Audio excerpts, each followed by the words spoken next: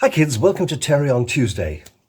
Haven't said that for a long time since I rebranded from Terry on Tuesday to just my name. I wanted to do a quick video so soon after my Why Am I Still Watching Doctor Who video for a couple of reasons. Firstly, that video, Why Am I Still Watching Doctor Who, as clickbaity as it sounds, wasn't meant to be. But it hasn't gone viral in the strictest sense, but for me, it's gone viral. At the time of recording this video, we're up to around 3,700 views on the live update thing, which is amazing. It just goes to show that every time I do a video about Doctor Who, a lot of people tune in because people want to find out what other people think about Doctor Who and the other big franchises like Star Wars, Marvel, DC, etc. But I would like to say thank you to everyone who has commented underneath. I did say at the end of the video, please keep it nice and civil in the comments, which is kind of a crazy thing to hope for in YouTube. But I will say most of you have been absolutely stand-up ladies and gents and been very respectful to each other for the most part. I haven't... I may have disabled possibly one comment for being a little bit too horribly, needlessly nasty. But generally people are very nice. And whether you agree with me or disagree with me or agree or disagree with other people posting in the comments, generally it's been reasonably civil. It just goes to show that, you know, fans can disagree and still get on. We're still cool, right? So thank you for that kind of thing. Also, I want to say hello to the number of new subscribers. I'm fairly sure that over the last 24 to 48 hours, because of that video, I've gained about 10 subscribers. So that's good. I'm a long way from even thinking about monetization. So if any of the usual brands like Vessi and Surfshark and all these others want to sponsor me, please do. I could do with some of that sweet sponsorship money because I ain't going to get monetized for a long time. Anyway, while I'm here, I thought I should basically do a kind of reintroduction and say a few things about what I do and who I am, etc. As you probably know, my name's Terry Cooper. I'm the wrong side of 55. And I just turned 55, in fact. And I'm originally from London. I live now in South Wales and have been here for 45 years. So my job, I've got a little note here because I will read the notes because I do a lot of things, as anybody who knows me probably knows. Maybe I'll put some pictures up or something while I'm talking. My main job is I'm an artist. I've been drawing all my life, and my main job is to illustrate. I've done logos and album covers and all kinds of things, but my main job for the last 15 years has been illustrating for a book company here in Cardiff called Candy Jar Books. They were formed back, 15 years ago, like I say, because I wrote a book. I wrote my own book, which was a science fiction comedy called Kangazang, Remote Possibilities, which not long after, we managed to get the one and only Colin Baker to record it as an audio. It should be available on things like Spotify. So when that was published, my good friend Sean and I formed a publishing company, which I'm not part of anymore. I mean, I work with and for them, but this is Sean's baby, not mine, which became Candy Jar Books. And they're famous for having the rights to the Brigadier character from Doctor Who. They do Brigadier Lethbridge Stewart range of books, very popular, been going for many years. And Lucy Wilson, which is a kind of spin-off from the Doctor Who world. The Lucy is the Brigadier's long-lost granddaughter type thing. And this is more for kids, but I've written some stories for this. I didn't illustrate that one, though.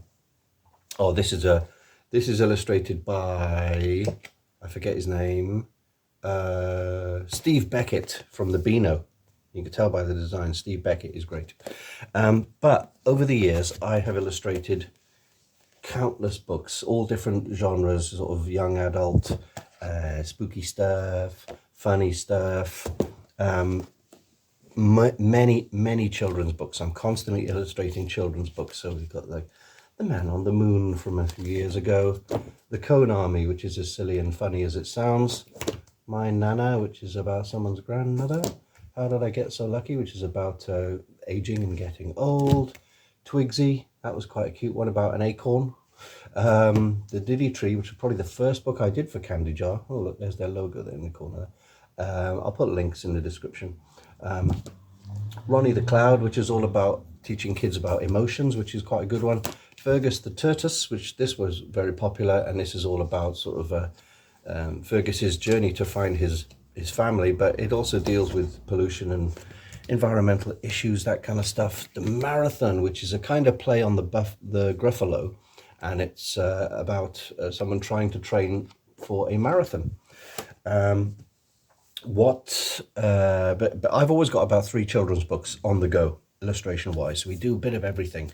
And the good thing about Candy Jar is if you have a book within you and you would like to get it published, there are a number of ways Candy Jar could probably help you. If it's an exceptionally good book, they will publish it for you, and you basically won't cost you anything. So why not get in touch? Recently, Candy Jar have acquired the rights to The Raccoons from the 1990s Canadian animated series. The Raccoons is making a comeback, ladies and gentlemen, and I've illustrated all 3 of the first 3 books, not just the covers, but there's some nice illustrations on the inside as well, and they've been selling rather well. So The Raccoons is coming back. This was on TV on the BBC, I think, as well. So that's that out the way. I'm a filmmaker. I made a feature film back in 2016, and it didn't get released until late last year. So we had a very small budget. It was a science fiction epic called Off-World Alien Planet. Originally it was just called Off-World, but you know, distributors decided to add Alien Planet on the end just in case you weren't sure what it was about.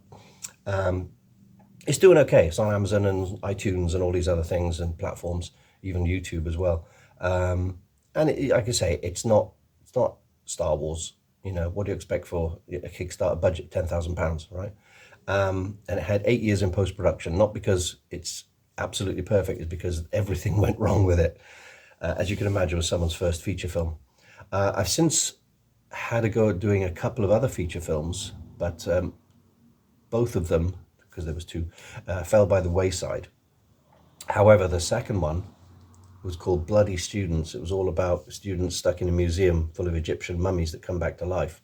That is currently on hiatus, but I have made a short film based on that film called Mummified, which is currently doing the festival route, and we'll see what happens in the festivals. In the past, I've been an actor and a cosplayer. I don't do as much cosplay as I used to.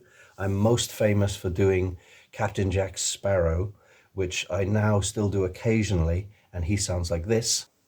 Oi, haven't you got anything better to do than doom scrolling on Instagram? Go out and get a life, savvy? Yeah. I did Jack Sparrow. I started in 2007, did it for 11 years straight all over the country, and it's good fun, but it was beginning to do my brain in. As I say, I'm not getting any younger, and it is hard work, but I will do it occasionally for charities and stuff like that. What have we got next? Moving on to Star Wars. I did it must have been about 5 months in Pinewood Studios when they were making Rogue One. I wasn't exactly working on Rogue One, but I did have to sign a heck of a load of NDAs. But essentially I was working on full-size character fiberglass statues that went out all around the world, all the Disney parks and all the shops and all these other things of the Star Wars characters from The Force Awakens. So that was kind of fun. We learned a lot, and it was nice to wander around and spot sets and people in costume and new stormtroopers from Rogue One and things like that.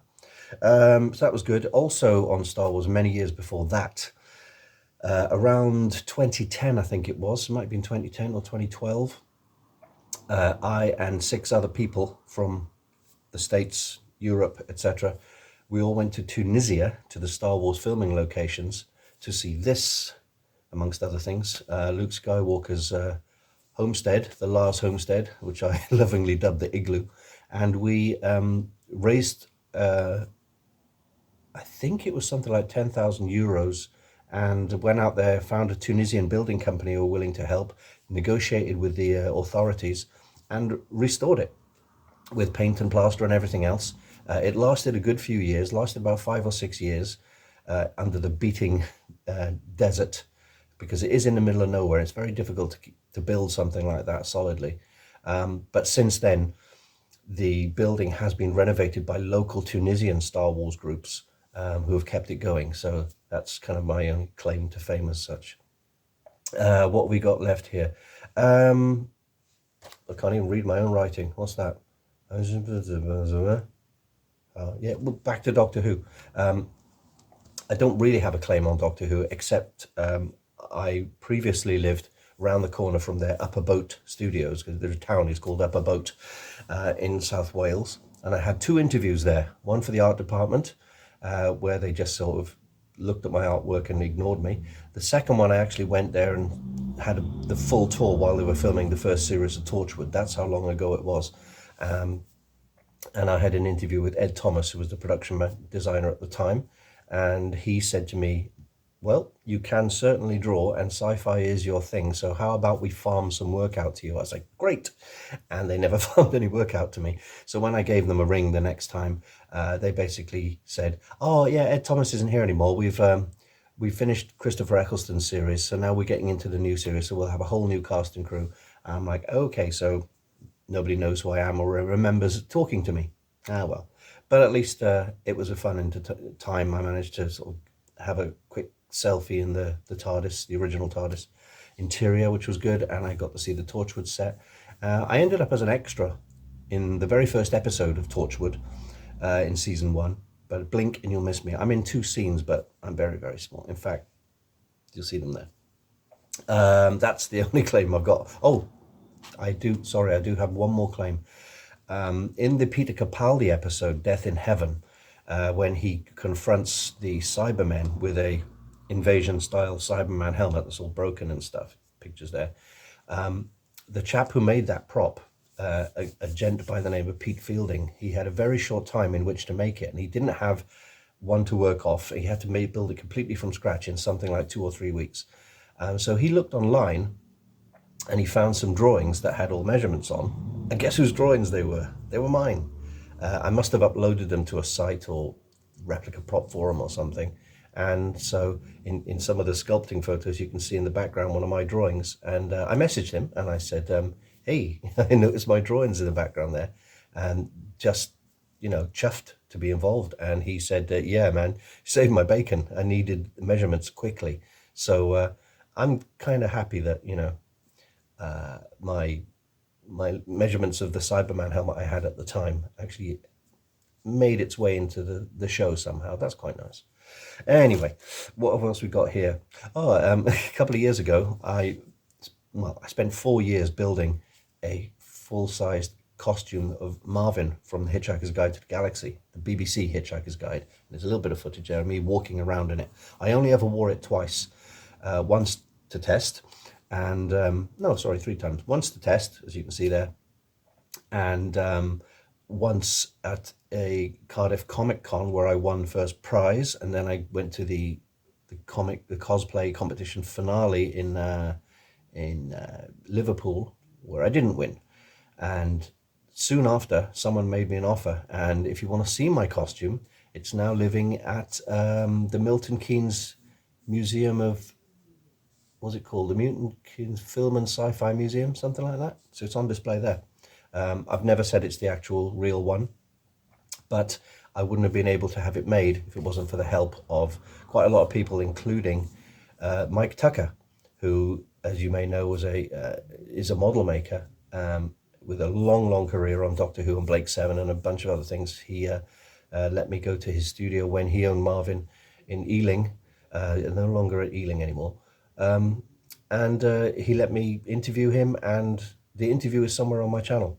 And also I got a load of photos of Marvin. I never took any measurements, but I got it pretty close, as you can probably see. So that was fun. Never wear that costume again. Way too heavy. What else have we got here? Okay, more fan stuff. I do a lot of voice work. I've got this weird kind of half English, half Welsh voice. English people think I sound Welsh. Welsh people think I sound English. I have no idea what I sound like. But for the last few years, I've been doing quite a lot of fan audio stuff. And the one role I've fallen into completely by, mistake is the master, the original master, Roger Delgado. I even dressed up as him once. I was doing these for Chris McKeon at Black Glove Studios, and he wrote a 7 or 8 part, I think it's a 7-parter, called The Final Game, based on ideas of Roger Delgado's final appearance as the Master. And I originally auditioned for the role of the Brigadier, thinking, oh, 5 rounds rapid, splendid fellows, and that kind of voice, and it's not very good. And then he asked me to do the Master, and although I can't hear Roger Delgado in my voice, when I say things like, yes, my dear doctor, I am the Master, and you will obey me. I am usually referred to as the Master, universally. Things like that. I can't hear Roger Delgado, but a lot of people have commented on the videos and said, oh, the guy doing the Master is really good. So if you need a Delgado, have beard, will be evil. Probably more stuff coming up as the Master. There is a YouTube channel whose name I can't remember, sorry, but he recently asked me to record a few lines as the Master for his Lego Doctor Who. So if you're a Who fan, you'll probably know of this channel. So if you see the Master pop up, that'll be me. Right, that's about it. Like I said, the whole thing working for Candy Jar Books came from my being an author. And during lockdown, I decided to write a children's book because I've done so many children's books. I mean, that's probably a 30th of what I've done. I think I've done close to 200 books now, illustrations and editing and all sorts of stuff. I've written 4 books, well, 3, and the 4th one is about to be published. But during lockdown, I decided to write my first children's book. And here it is. It's called Monsters Next Door. So it's very shiny here. And I wanted to do a kind of Christmas and Halloween type thing. It's very sort of Tim Burton-y-esque. So it's about a kid who's convinced that monsters live next door. So I wrote and illustrated it during lockdown in 2020, and it sold rather well. So this year, I'm going to do a follow-up book to this. Not the same character, but it's called Aliens Up There. So it's a kind of companion book where a similar kid who lives in the same street is convinced there are aliens up there. So I will be working on that fairly soon, and I'm probably going to do a Kickstarter in order to get it, printed and published, and have the time off in order to draw the book, because we're not in lockdown anymore. So if you're interested in that, keep following, and I'll do updates and stuff on that. What's the very last thing? The last thing is, as I said in the previous video, I'm making full-sized K9s. That's the side of his head. I've recently been given a massive stack of cardboard. This is a mounting card you get in picture frames and stuff. And I'm going to be making some full-size K9s, probably just flat pack. I've been cutting out the body parts and the head parts and stuff, and in order to sort of send them around, I'll probably hand a couple out, but they'll be flat pack, and you've basically got to put it together yourself. But I might assemble one for myself and see how that goes. I once made a K9 at half scale way back in the day for one of my kids, and it looked okay. It's held together with glue and sprayed, and a full-size one might be a little trickier, but we'll see how that goes. There is more I could tell you about what I've been up to and what I've been doing, but that's a basically potted history so far of what I do. My YouTube channel has been going for many years. Mainly it was being called Terry on Tuesday, hence the greeting, but I recently rebranded just to my name because I noticed that I didn't want to be restricted to doing stuff only on Tuesdays, and B, A lot of YouTubers just go under their name now rather than having some kind of brand, logo or something like that. So I just thought this is me, this is my life. It's a mixed bag. I don't always talk about Doctor Who, of course. I sometimes talk about Star Wars. I talk about artwork, prop building, anything that's on my mind, even like just, I was just having a thought the other day, maybe I should put this on YouTube. It's very random. That's probably why it's never going to get monetized, because I'm not specializing in anything, any one thing.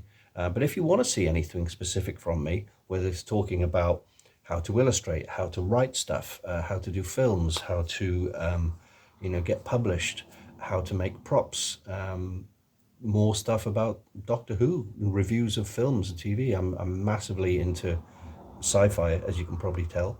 And hey, you tell me. I'll talk about anything, I could do with ideas. So thanks for watching. Thanks for subscribing if you're new. And thank you for keeping it super nice in the comments. It's all appreciated. I know YouTube is a place where people can just let off steam and have a bash at each other, but why bother? Life's too short. Like I said, I'm getting old and I don't need the grief, basically. So I'm going to leave this here. I've been talking for far too long, but thanks for watching, and I'll see you in the next video.